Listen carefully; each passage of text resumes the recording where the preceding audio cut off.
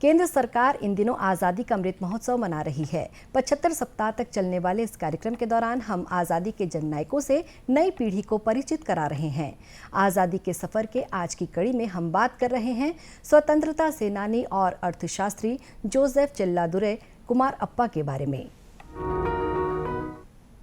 आज के एपिसोड में हम गांधीवादी स्वाधीनता सेनानी और अर्थशास्त्री जोसेफ चेल्लादुरै कुमारअप्पा को स्मरण कर रहे हैं।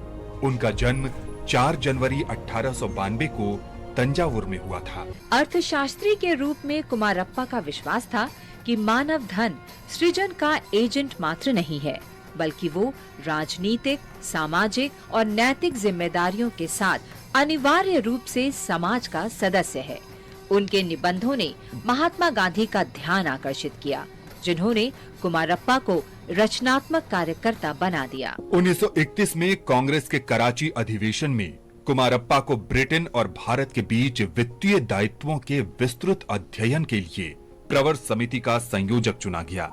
जब गांधी जी दूसरे गोलमेज सम्मेलन में भाग लेने के लिए इंग्लैंड गए तो कुमारअप्पा ने उनके समाचार पत्र यंग इंडिया का संपादन संभाला। कुमारअप्पा के लेखों के लिए उन्हें 2.5 वर्ष के सश्रम कारावास की सजा हुई।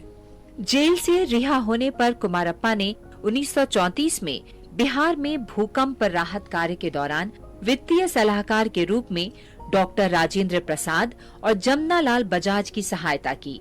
1942 में कुमारअप्पा के लेख स्टोन फॉर ब्रेड के लिए पुनः जेल भेज दिया गया।